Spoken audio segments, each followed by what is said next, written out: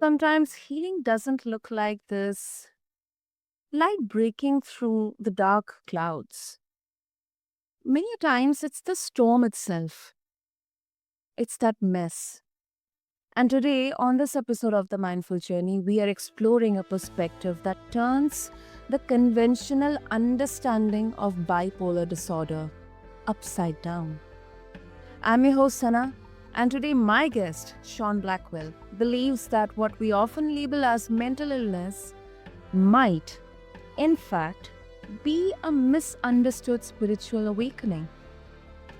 For over a decade, he has guided people through what he calls bipolar awakenings, where breakdowns become breakthroughs and where trauma isn't the end of the story, but it's a portal to something deeper. Whether you agree, disagree, or you find yourself somewhere in between, today's episode isn't about certainty, listeners, it's about curiosity. Because maybe, just maybe, healing doesn't come from fighting our madness, but listening to it. So, Sean, welcome to the show, and I'm really, really honored to have you here with us. Hi, Sana. It's very nice to be here. Thanks.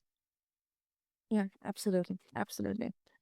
Sean, before we even talk about anything, um, many people will have this question in their minds that, how can we attach something spiritual or vague to something as serious and often misunderstood, often often kind of overlooked or ignored in the traditional in the conventional conversations around bipolar disorder. So um, there must have been a journey. There must have been lived experiences. So if you can share that with all of us today. Yeah, sure. Well, everything started for me in 1996. And at that point, I had what psychiatry would call an acute psychosis, right? I Mm. was on an intensive self help seminar. And at Uh, that seminar, I was in an intensive self help seminar. And during that seminar, they had us meditate on our fear. And at that point, I didn't feel like I had fear. But during the meditation, I saw a depth gauge from my scuba diving equipment, and I had had a scuba diving accident 2 months earlier. And looking at that gauge, I remember during the accident, I was wondering if I was going to die. But I never allowed myself to feel the fear during the accident, but I felt it in the moment of that intensive self help seminar meditation. Once that came through, I started crying and shaking and allowing myself to feel these buried feelings. And once that was over, all of my senses sharpened. I could see detail in curtains I couldn't see before. Smells were more pungent for me. And I had a sense of all knowingness, like the sense that I finally knew things that I always felt were missing in my life. But that experience, which started out sort of high, went a little too far, and eventually, after 5 days, I came to the realization that I was dead, that I died in the scuba diving accident, and in the hotel where the course was taking place, I went into an adjacent hotel ballroom waiting to meet God and took off my clothes down to my underwear. I peed on the carpet in this hotel ballroom and was trying to find a way, like where the next step would take me, because I thought I was in a sort of purgatory. And so I needed to go to a nirvana or a heaven or some other place because I died. And then the police came and arrested me and put me into a stretcher and took me to the hospital. And I still thought that I was going to heaven, even in the hospital. But after a few days, I started to realize that, oh, this wasn't changing, that it did look like a hospital, and that maybe I just made a huge mistake. And so that broke the delusion. Now, this experience was the most important experience of my life personally. It ended about 7 years of on again, off again depression. And when I went back to work 5 months later, I took some time to integrate. But from that point in my job, I worked in advertising. My salary at work tripled. And I bring that up because often people will think, well, is he still crazy? But the only thing people really recognize is the money. And so my salary went from $35,000 Canadian to 50 in 1 year to 65 the next year. And then I went to the United States and it was over 100 Canadian. And that happened all within 3 years, you know.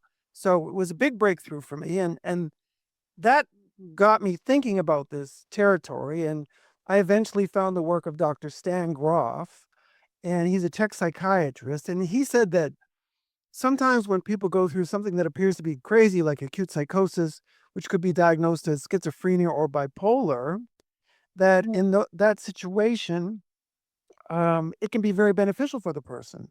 And there were certain characteristics that met that criteria for a beneficial break with reality. And following his book, I had all of that criteria, and he called that a spiritual emergency. And so early on, I was like, okay, well, I didn't have a mental illness. I had this spiritual emergency.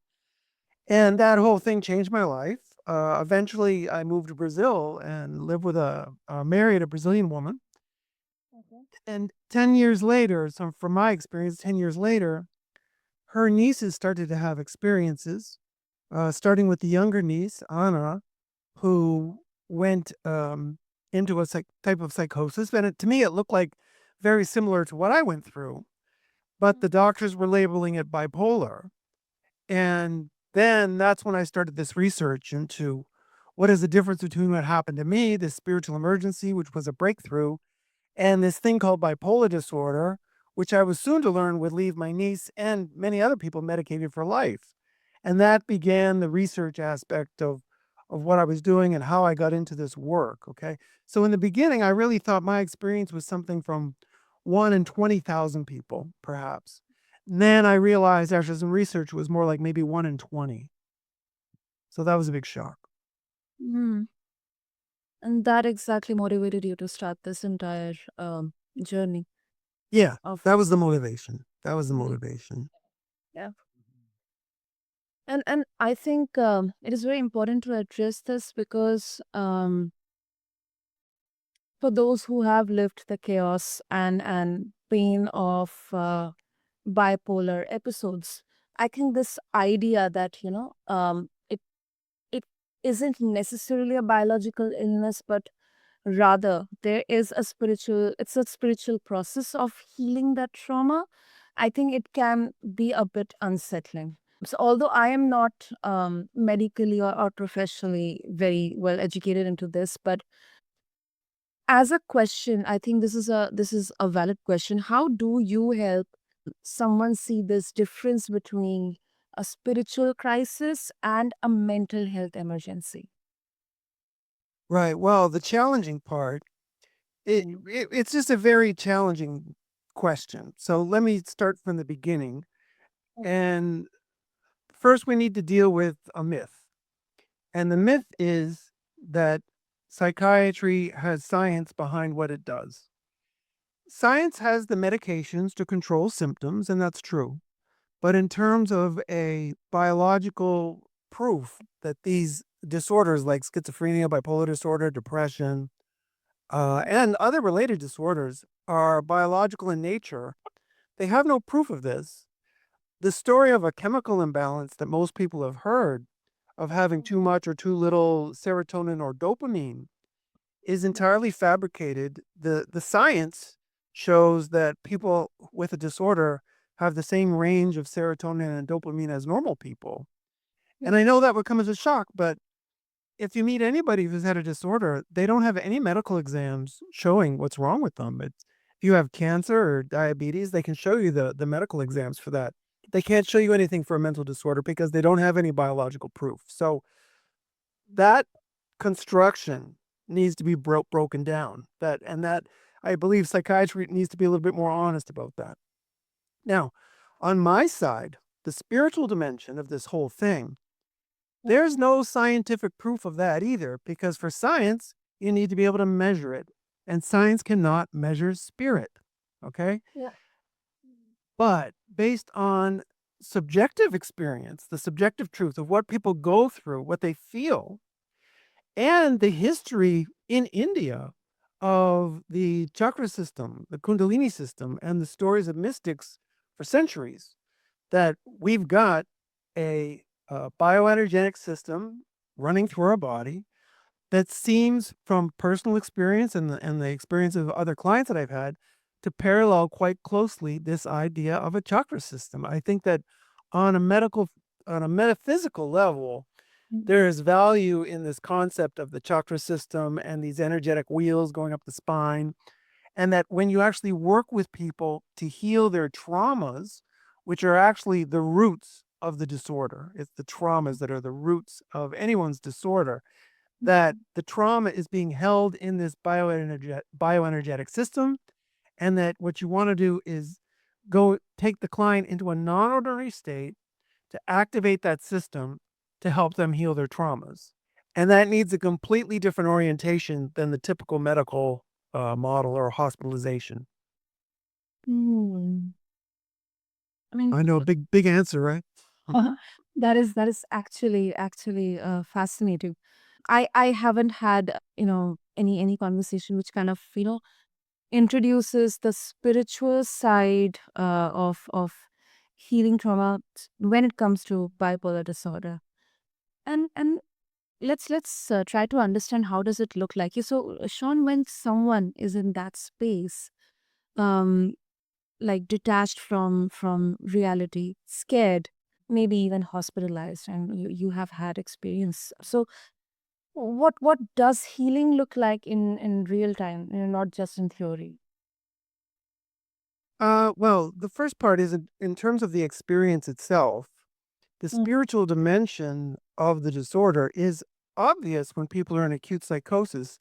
And the reason is that there are basically 13 spiritual delusions that people have while they're in psychosis. They can, and I'm not going to name all 13, but for example, they can think they're dead, dying, or being reborn. They can think that they're here as some sort of messiah figure like Jesus or Buddha. They can think they're on a special mission to save the world. They're here to write a holy book. This is another sort of common thing. And these kind of ideas have obvious spiritual dimensions, and psychiatry sees it all the time, but they just write it off as crazy. You see, so and Yeah. that's why I particularly started with bipolar one, because that's usually mania going into psychosis, and where the psychosis when it becomes psychosis, then it becomes spiritual. And these experiences often are not fearful at all. They can come with feelings of oneness and connectedness, very similar to in Buddhism, the experience of samadhi or enlightenment. It can feel like a kind of enlightenment, you know. People are in ecstasy. They go into periods of ecstasy. Their senses sharpen like mine did. And so when I started making videos about this subject online, I had a Mm. theory that I'm going to make videos talking about the kind of experiences people have while in psychosis. And if I can show them their experience, then they'll know that it's common. And because it's common, that means that they're not crazy, because crazy is random, it's chaos. It doesn't narrow itself down to 13 specific spiritual delusions. And a lot of people will have 6 of those 13 delusions, you know. Um, so that was what convinced people of my work online, and it led to me having 25,000 subscribers on YouTube. So I had quite a big following, especially between 2007 and 2012. But then that work led me to creating a private healing retreat. And I think that answering the next part of this question is really answering the question you were originally asking. Okay, so so let me take a breath because it's a long answer, but I think Yeah. I'm just gonna plow through. Okay, if you don't mind. Yeah, please, Sean, please. Okay, But go ahead. but yeah, before that, you mentioned about the chakras, and that in your work you also talk a lot about Kundalini energy. Now, maybe for me, especially chakras or yoga or Kundalini, they're not foreign, but someone, like most of us, it would still sound maybe woo woo or foreign Sure. because we we tend to get raised on science, and we also kind of believe mostly into psychiatry being a science, which you really actually busted the misconception in there. Um, how how do you bridge the that gap between the mystical and the medical here? Good question. Mm. I don't really bridge the gap. I respect both territories. So, for example, when people come on private retreats with me, I insist that they remain on their psychiatric medication because it helps them stay grounded and we can work on their healing while the person is medicated. And so there's no interference, you know. Then, if the person does have genuine healing take place, there will be a physiological response, such as being continually exhausted, which could from the medications, which could be a legitimate reason to ask your psychiatrist to reduce the medications, for example. Okay. So, for example, my second client, Monica Kettler, she stopped her medications immediately after our retreat. Within 2 months, everything was down. But she continued to see her psychiatrist every month. And she would come in and she would say, I had a deep healing. I'm feeling great. She would see her every month for 2 years until finally the psychiatrist said, you don't need to come back. What you did worked. And the sooner you stop seeing me, the better it is for your government records, you know. And now she works as a therapist in doing the same kind of work that I'm doing in Europe. Wow. Okay. So we respect, I respect the territory that psychiatry does its work in, and I do my work in the spiritual territory, which is like a different dimension. Then if Mm. my work is effective, psychiatry is going to see that. So there's not really a battle there. Do you understand? Mm. Yeah, I respect that. I respect that. I think um we I think this we are in this moment, where science and spirituality, they're kind of um orbiting or circling each other awkwardly, but like both wanting to explain the same mystery but through different languages. Yeah, and I think the bigger issue has been that the scientific processes have been a step forward from religions. And most people confuse or conflate spirituality and religion. Yes, yes, I agree. And the thing about religion is it holds spiritual truths, but it also holds a lot of mm, non scientific, dogmatic thinking, superstitions, myth, things that simply are not true. From a scientific perspective, we did not come from, for example, Adam and Eve in the Christian beliefs, in the Western beliefs. We that's simply, but it's impossible based on the science we've got already. And so, Yeah. but we've thrown the baby out with the bathwater in denying spirit when it comes to a medical orientation, that there is this spiritual dimension. It just needs to be responded to with more sophistication. Hmm. I think that still it will take a lot of time to get this into the mainstream, Sean, Sure. because I think once again, on both the ends, if we see, we as people either would look everything as science or everything as spirituality or mystical or something which is unseen and cannot be explained. Um, Sure. And and the system would also just stick to one end of that spectrum only. well, I find that it's just easier to deal with psychiatry if you respect their role. And for people out there who are interested in spirituality, my question would be, if the God you believe in or the God you pray to, if you really found out one day that that God did not exist, then where's your faith? So if Jesus did not exist, where's your faith? If Buddha didn't exist or Krishna didn't exist, where's your faith? Do you not believe in God anymore if they don't exist? Is there no belief in a deeper dimension? Because for me, I don't need I don't need a faith. I don't need a religion to have a connection with spirit. You Mm. know? Yeah. Yeah. And um, you mentioned about bipolar awakenings healing retreat. Uh, and you use something which is bipolar breathwork. That's right. Uh, if you can, shed some light on this, how exactly does this work, Sean? Right. Right. Well, in the beginning, like 2007, 2008, I started working with people while they were in psychosis. And because of a lack of cultural support, it was just very difficult and very chaotic. And even though we had seen some progress, okay, we were able to see some progress with some clients, but it was just too much to handle.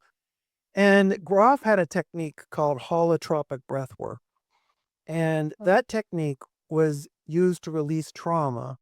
Basically, it's to have somebody lay down on a yoga mat with some music, strong music that starts with strong drumming and then moves and becomes more emotional.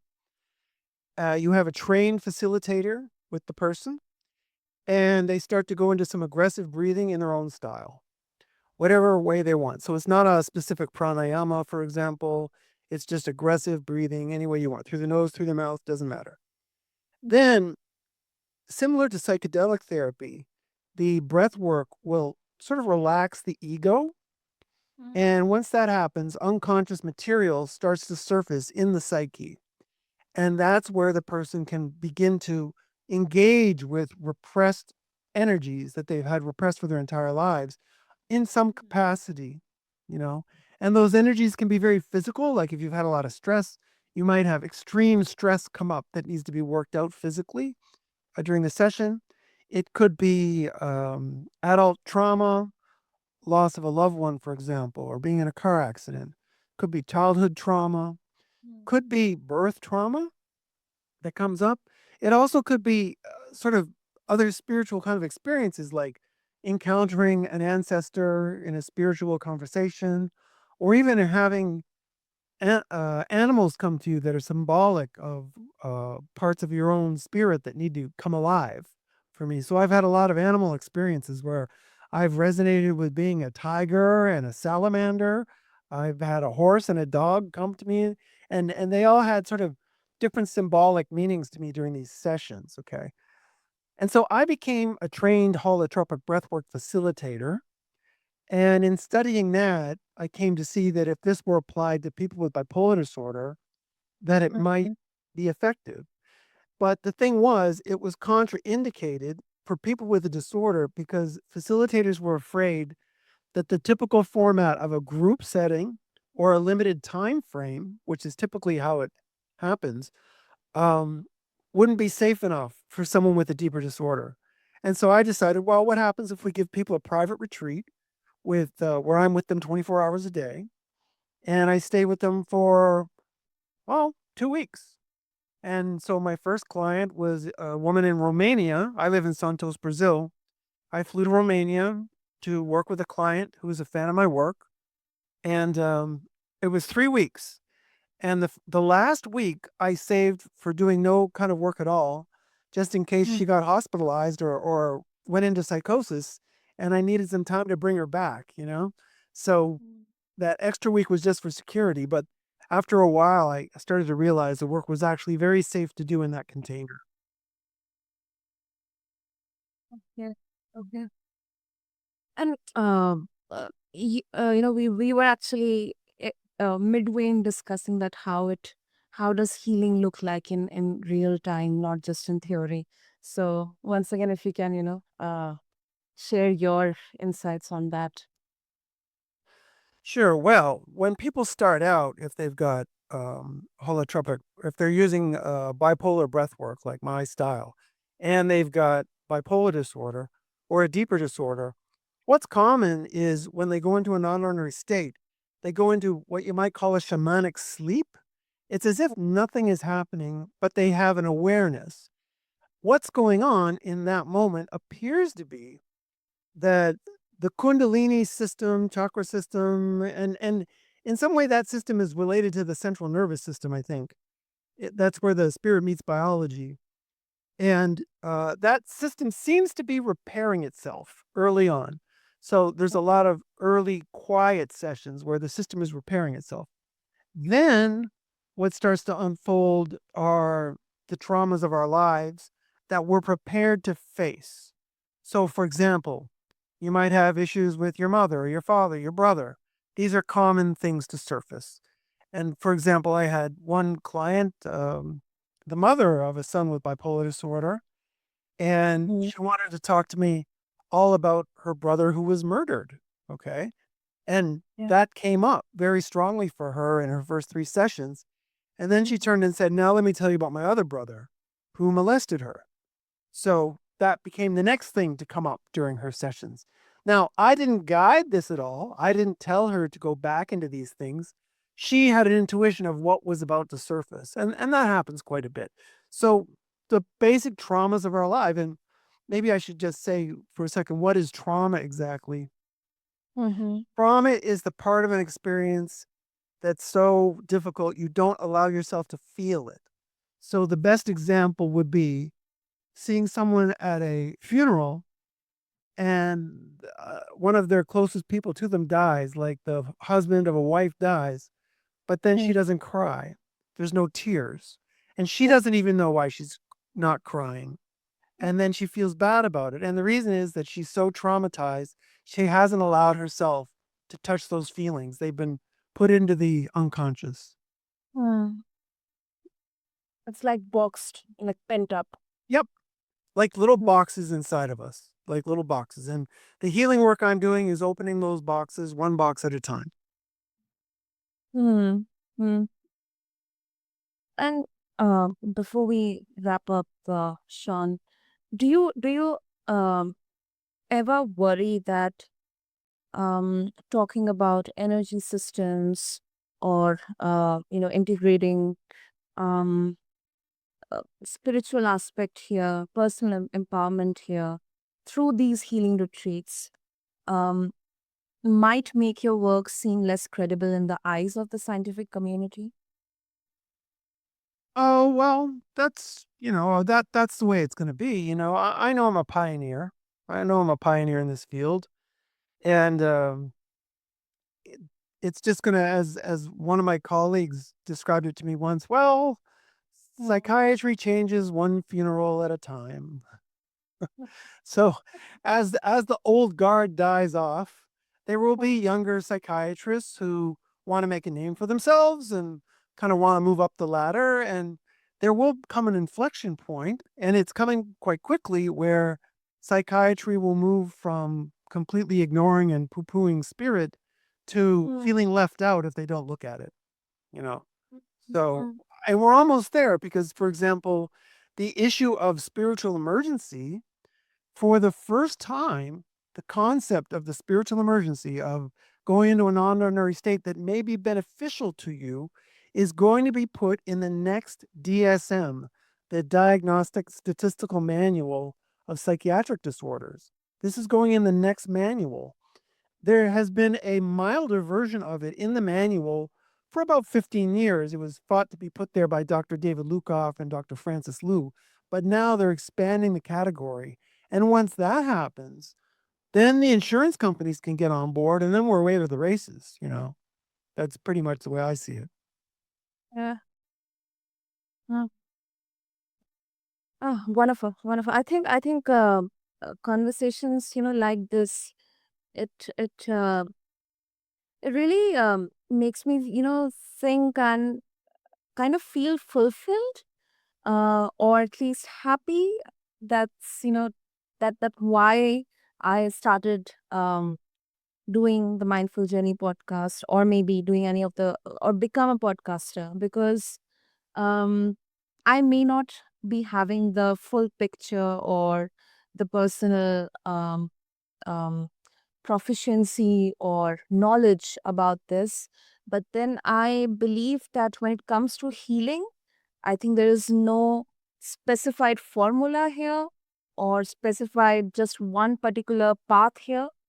It is a relationship with the unknown. It because every person is unique. And when it comes to bipolar, um, awakening or bipolar disorder, people would call, I think it becomes more and more important and relevant to, kind of integrate all the aspects here, not just the science or not just the spirituality. Sure, sure. And we are unique, but we all have a biology and we all have a spirit. Yeah. And as soon as we acknowledge that, I think we're going to be in better shape. And there are different parts of the world I think that are really better equipped for this than others. And one, for example, is the Netherlands, uh, where I've had a lot of people from the Netherlands, including psychiatrists, show a lot of interest in my work. Now, when you look at the Netherlands, it's one of the most atheistic countries on the planet. Yeah. So why would atheists be looking at my work? It's because the leading edge of atheism is open to diversity and different perspectives. Mm. Mm. Mm. Yeah, that also makes sense. Super, super. A lot of questions, lot of things to introspect, listeners. So to help with that, Sean, if our listeners they would like to connect with you, they would also like to check out your book, your work, your retreats. What would be the best way? Yeah, you can find everything at my website, bipolarawakenings.com. I'll repeat that one more time, bipolarawakenings.com. And because I tell people when they get in touch with me, I say you're having a bipolar awakening.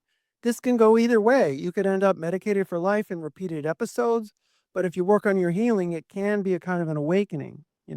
So it's Mm. not when that thing comes to you as a diagnosis, it's like it's got the potential to break either way. So it really depends on you and being able to do the inner work if you're able to work through these things.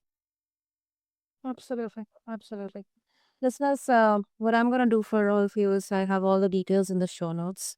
So just go check out Sean's retreats, his book, Bipolar Awakenings, The Quest to Heal Bipolar Disorder, and also check out his YouTube channel and international retreats. And whether you resonate with Sean's vision of bipolar awakenings as a spiritual process or hold firmly to the science, I think the actual or the real invitation here is to see every struggle not as a diagnosis or as a medical report, but as a dialogue between our body, the the psyche, and the soul. Because healing doesn't ask us to choose a side, listeners. It asks us to listen deeper. And sometimes that's where the awakening begins. So, Sean, thank you so much for really this groundbreaking conversation. Thank you. Thank you, Sana. It's been a pleasure. Yeah, absolutely. Absolutely. And thank you so much, listeners, for devoting your time to listen to this episode. If you connect with what we have shared, please leave us a review. Let us know what you liked or what you didn't like. Subscribe to us for more such dialogues and conversations and episodes on the Mindful Journey. Until next time, I'm your host, Sana, signing off. Thank you.